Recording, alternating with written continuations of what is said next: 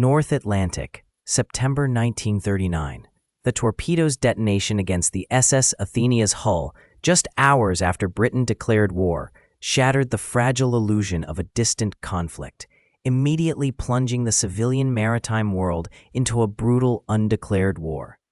This single act, unauthorized yet swiftly embraced by the German High Command, signaled the return of unrestricted submarine warfare, a doctrine that promised to strangle Britain's lifeline and force its capitulation through economic strangulation.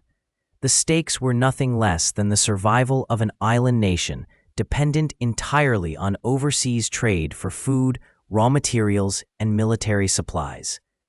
Kapitänleutnant Fritz Julius Lemp, commander of U-30, embodied the initial confidence of the U-boat arm, his vessel a sleek, 645-ton Type 7A, armed with 11 torpedoes and an 8.8-centimeter deck gun.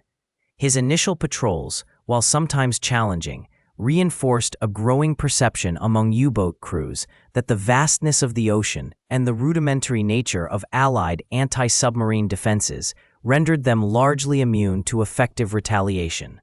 The U-boat, submerged, was an invisible hunter, its prey often unsuspecting until the violent impact of a torpedo. The early war period saw U-boats operating with a chilling impunity, particularly against lone merchant vessels. Naval intelligence reports from the British Admiralty detailed the rapid escalation of sinkings. 41 ships, totaling 153,830 tons, lost in September 1939 alone. These early successes, often achieved with minimal risk, bred a certain arrogance within the U-boat command, a belief that their technological advantage and the sheer scale of the Atlantic provided an insurmountable shield. The Type 7 U-boat, the backbone of the German submarine fleet, represented a significant evolution in naval warfare design.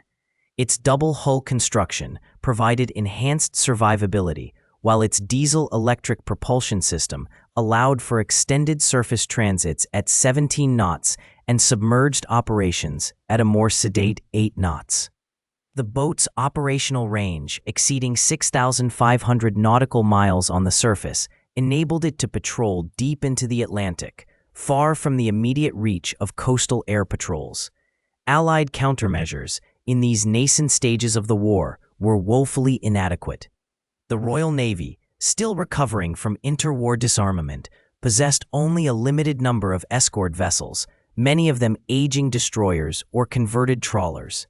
Their primary anti-submarine weapon, the depth charge, required precise targeting, a nearly impossible feat against a submerged, maneuvering submarine detected only by rudimentary hydrophones. Production logs from British shipyards indicated a slow rearmament, with destroyer output averaging only 2 new vessels per month in late 1939, insufficient to replace losses and meet the escalating demand for convoy protection. The strategic implication of these early U-boat successes was profound. Germany's Naval High Command, under Admiral Dönitz, saw the potential to replicate the near success of the 1917 U-boat campaign, aiming to sever Britain's maritime lifelines.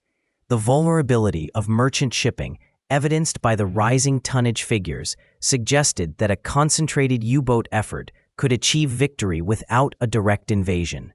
The initial engagements fostered a dangerous complacency among U-boat commanders, a belief that their hunting grounds were largely unmolested. The North Atlantic, early 1941.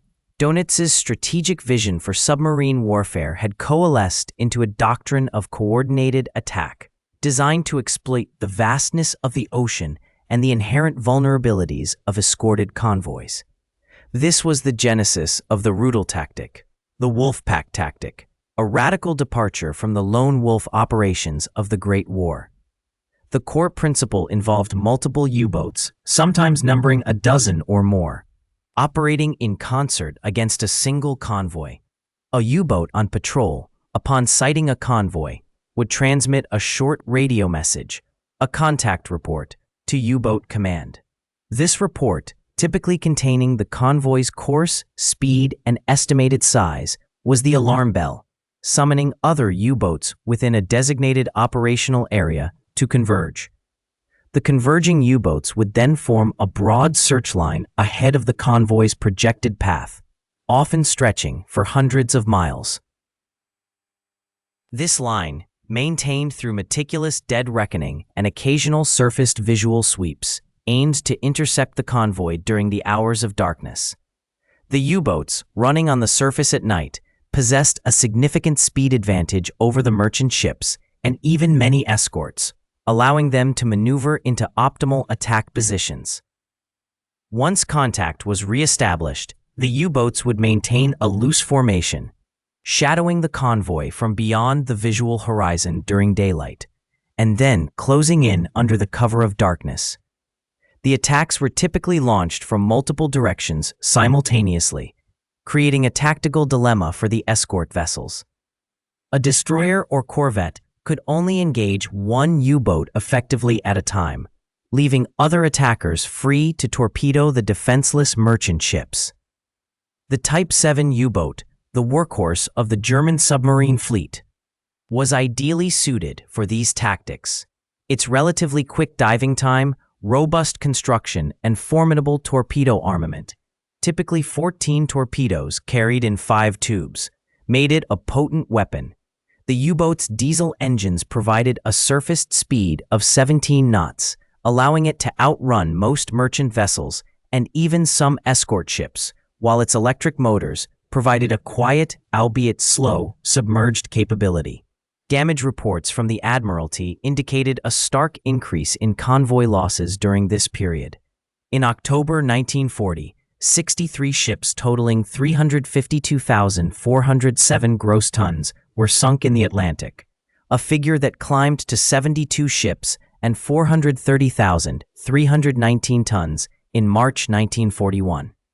These figures, meticulously compiled from merchant shipping manifests and U-boat patrol logs, underscored the growing efficacy of the wolfpack attacks. The psychological impact on merchant crews was profound. The knowledge that multiple submarines might be stalking them amplified the terror of the Atlantic crossing. The strategic implication was clear. The wolfpacks threatened to sever Britain's lifeline, choking off vital supplies of food, fuel, and raw materials. Churchill, in a private memo, acknowledged the dire situation, stating, "The only thing that really frightens me is the U-boat peril." The German High Command, observing the mounting sinkings, became increasingly confident that sustained wolfpack operations could bring Britain to its knees. The U-boat crews, in turn, developed the swagger, a belief in their tactical superiority that bordered on invincibility. The North Atlantic, late 1942. The U-boat, a steel predator, moved beneath the waves, its hydrophones sweeping the frigid darkness for the telltale thrum of distant propellers. Allied convoys, often stretching for miles across the open ocean, were the lifeblood of Britain, a continuous chain of merchant vessels laden with vital supplies. Yet, despite their sheer size and the presence of escort vessels, these convoys remained profoundly vulnerable to the unseen threat lurking below. The U-boat's advantage lay in its ability to strike from concealment. While surface escorts, typically destroyers and corvettes, could detect submarines on the surface or at periscope depth with radar and visual observation, their effectiveness plummeted once the U-boat submerged. The primitive ASDIC, Anti-Submarine Detection Investigation Committee, sonar sets of the early war, while a significant step forward, possessed inherent limitations. Their high-frequency sound pulses struggled to penetrate thermal layers in the ocean, creating blind spots where a U-boat could hide, and their effective range was often measured in hundreds of yards, not miles. Damage reports from the Admiralty reveal the devastating impact of this subsurface advantage. In October 1942 alone, 99 Allied merchant ships, totaling over 618,000 gross registered tons, were sunk by U-boats, a rate unsustainable for the Allied war effort. This period, known as the Second Happy Time for U-boat crews, saw individual U-boats often sinking multiple ships in a single patrol, sometimes even within a single convoy action. The U-boat's torpedoes, particularly the G7E electric torpedo, left no wake, making evasive action nearly impossible once launched from a submerged vessel. The strategic implication was clear. Britain was being slowly strangled. Production logs from German shipyards indicated a steady output of new U-boats, with 20 to 30 new boats entering service each month during 1942. This numerical superiority, coupled with the U-boat's tactical edge, allowed Admiral Dönitz to deploy wolfpacks, coordinated groups of submarines that would overwhelm convoy escorts, often attacking at night on the surface to exploit their higher speed and smaller silhouette against the darkened horizon. The U-boat commanders, with their successful nighttime surface attacks, often found the lumbering convoys to be easy prey. Interrogation files from captured U-boat officers frequently contained accounts of the perceived helplessness of the Allied merchant ships. One such commander, when asked about the effectiveness of convoy escorts, simply stated, "They were often blind." This perceived blindness, a direct consequence of the limitations of Allied anti-submarine technology against a submerged or night-surfacing threat, fostered a dangerous complacency within the U-boat command. The North Atlantic, 1941. U-boat commanders, after the submerged hunt, frequently brought their vessels to the surface under the cloak of darkness. This was not merely for observation, it was a fundamental operational necessity. The Type 7 U-boat, the workhorse of the German fleet, possessed a submerged speed of 7.6 knots, but this was a fleeting capability, powered by its electric motors and limited by battery capacity. Surfaced, with its two MAN M6V 40/46 six-cylinder diesel engines engaged, the U-boat could achieve 17.7 knots, a crucial advantage for repositioning, pursuit, or escape. The diesel engines, in addition to providing propulsion, were the sole means of recharging the boat's 124-cell lead-acid battery banks. This process, vital for subsequent submerged operations, required hours of running time, often extending through the night. The U-boat's silhouette against the moonless sky, or even under a partial moon, was considered minimal by its crews, an assessment reinforced by the limited visual range of Allied escort vessels, particularly at night.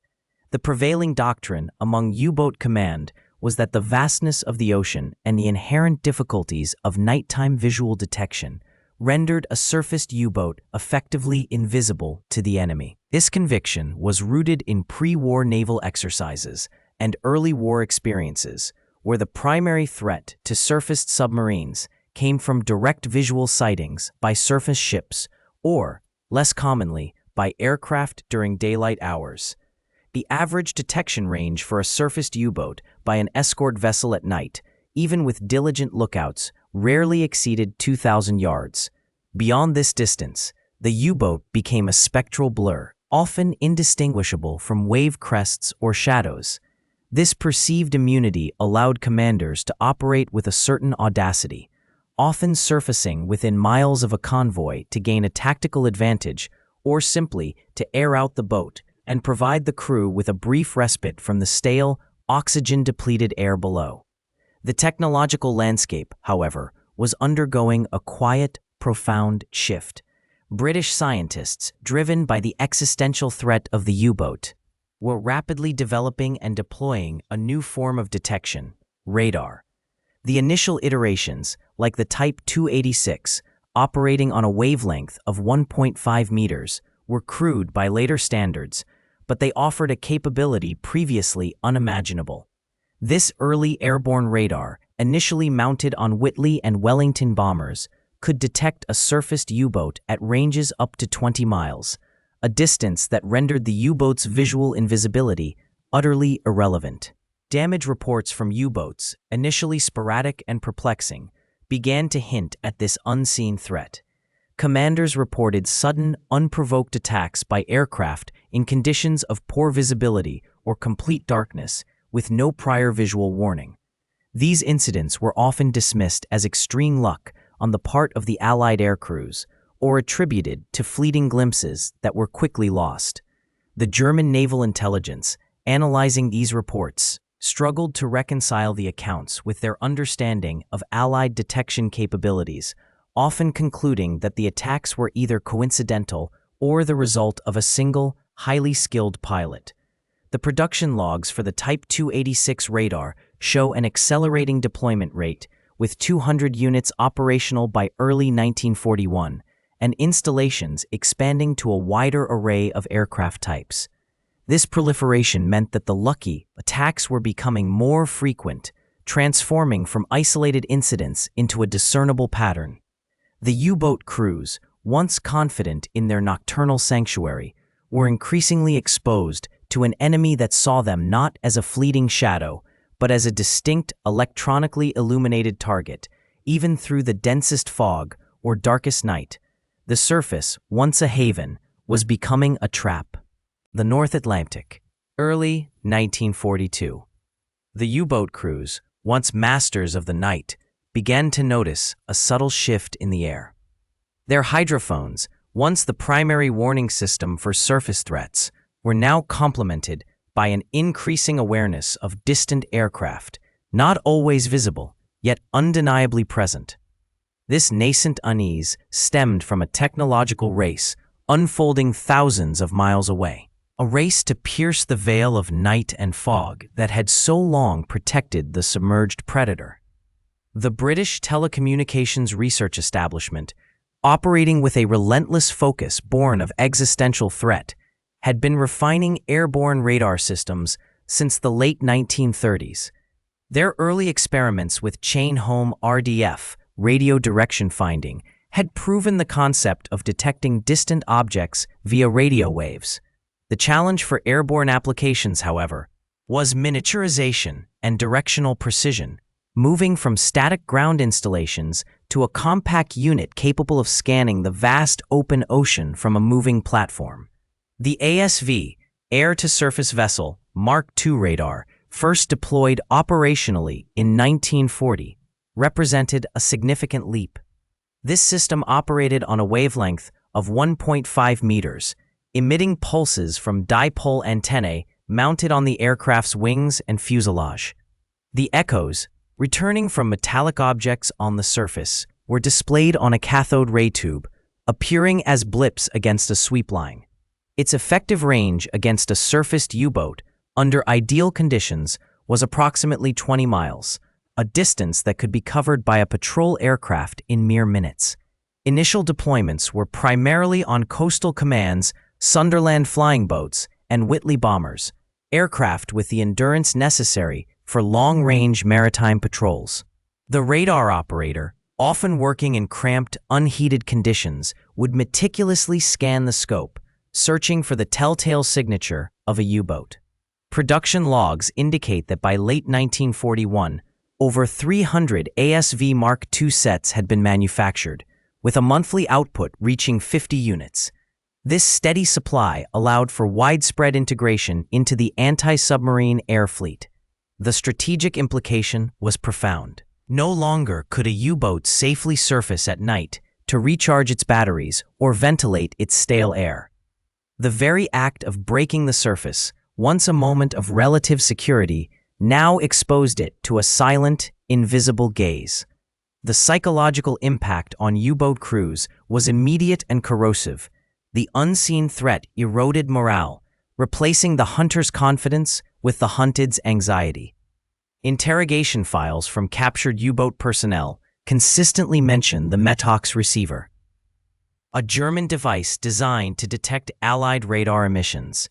Its blaring alarm, however, only confirmed the presence of an unseen hunter, providing no directional information, only a terrifying affirmation of vulnerability. The Metox, while a response, was a reactive measure, a desperate attempt to regain some semblance of warning against a technology that fundamentally altered the nocturnal battlefield. The introduction of airborne radar began to force U-boats to remain submerged for longer periods, drastically reducing their operational range and speed. A submerged U-boat limited to battery power, was a slow, blind, and ultimately less effective weapon. The radar's silent gaze was slowly but inexorably pushing the U-boat from its preferred hunting grounds. The North Atlantic, early 1942. The first tentative signals from airborne radar sets, crude and often unreliable, began to paint fleeting blips on cathode ray tubes. These initial detections, sporadic and easily dismissed as atmospheric interference or mechanical fault, marked the nascent stages of an unseen revolution in naval warfare. German U-boat commanders, accustomed to the impenetrable cloak of night and the vastness of the ocean, remained largely unaware of the silent electronic eyes that were beginning to peer through the darkness.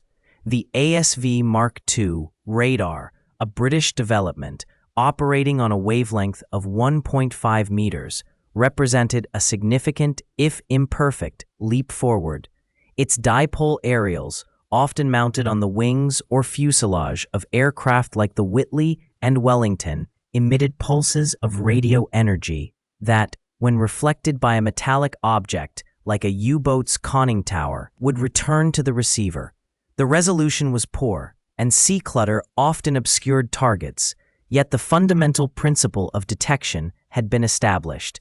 Production logs from British factories indicate that by mid-1942, over 500 ASV Mark II units had been manufactured and installed across various Coastal Command aircraft types. This deployment, while not yet saturating the operational zones, ensured a growing number of patrols were equipped with the new technology. The strategic implication was profound. The U-boat, designed to operate primarily submerged and surface only for recharging batteries or transit, was now vulnerable during these critical surface periods. Early encounters were often inconclusive, with pilots reporting possible contacts that could not always be confirmed visually. However, unit diaries from Coastal Command squadrons began to record a subtle shift in the dynamics of anti-submarine warfare.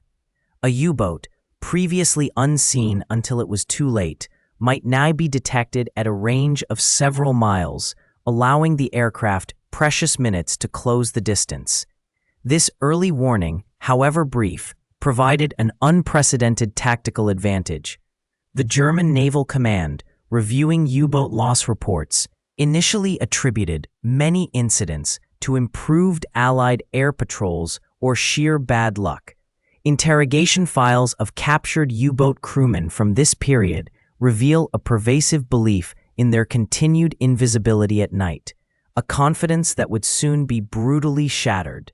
The very act of surfacing, a necessity for the U-boat's continued operation, was slowly transforming from a moment of relative safety into one of increasing peril.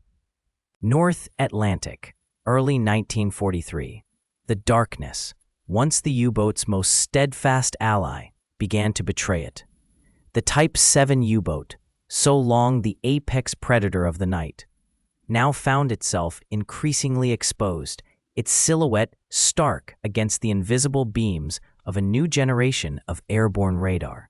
The confident surfacing maneuvers, perfected over years of unopposed nocturnal attacks, transformed into a perilous gamble. The early ASV, air-to-surface vessel radar sets, while rudimentary, had provided a crucial initial advantage. Their 1.5-meter wavelength, however, was detectable by the Medox receiver, a German countermeasure that, while imperfect, offered a fleeting warning. This cat-and-mouse game of electronic warfare escalated rapidly, pushing both sides to innovate at a furious pace, each new development rendering the last obsolete with alarming speed. The true turning point arrived with the widespread deployment of centimetric radar, specifically the ASV Mark III, operating on a wavelength of 10 centimeters. This frequency was too short to be picked up by the existing Medox receivers, effectively blinding the U-boat.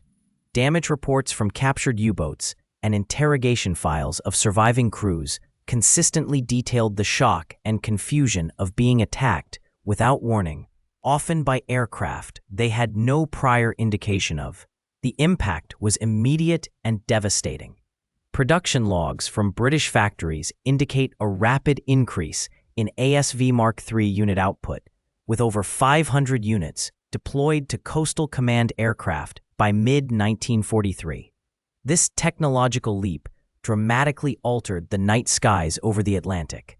A U-boat commander, surfacing to recharge batteries or gain a better position for attack, was now a potential target from miles away, long before his lookouts could spot an approaching aircraft in the darkness.